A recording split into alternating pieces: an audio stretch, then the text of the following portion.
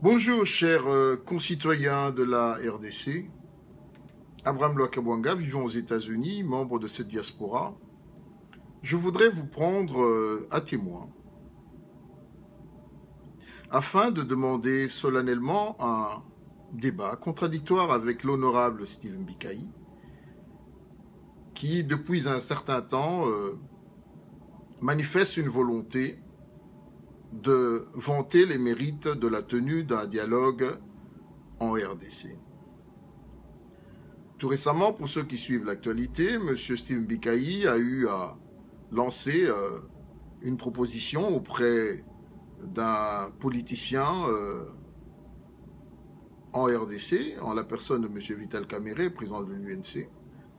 Mais notre démarche ce jour, n'étant ni membre de l'UNC, ni encore moins porte-parole de ce parti, ni porte-parole de M. Vital Kamerhe, nous faisons cette démarche tout simplement parce que, représentant la diaspora d'une certaine manière, ayant participé activement au combat pour l'établissement d'un état de droit en RDC, nous estimons que la diaspora a besoin de se faire entendre.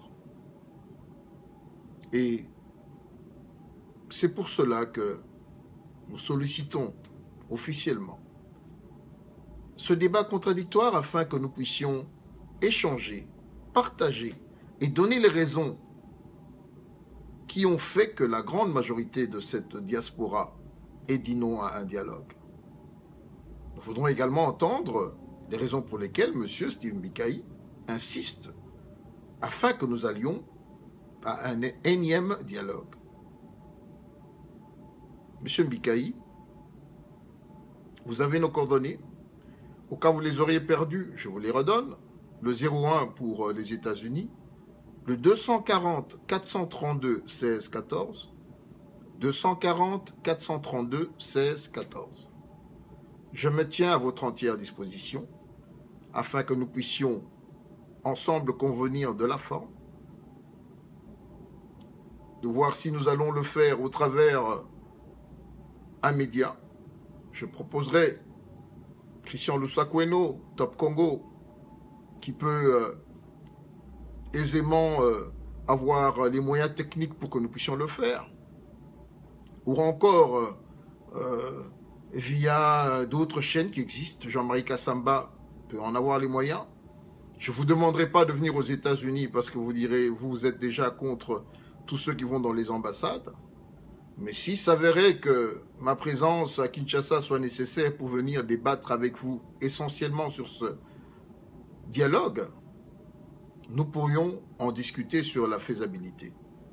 Mais tenez, cher honorable, que la diaspora veut faire entendre sa voix, veut vous faire comprendre que si elle a dit non, elle en a des raisons profondes.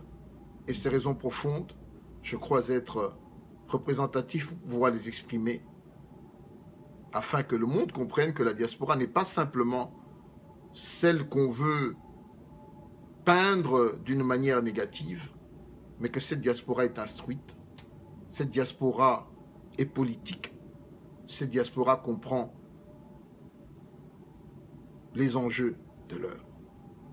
Voilà, peuple congolais, nous sommes le vendredi 19 juin 2015. Nous espérons que M.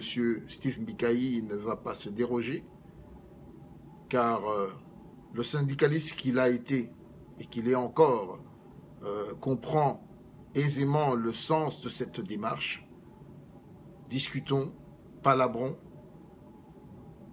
et que du choc des idées jaillisse la lumière. C'est Abraham Lwakabwanga.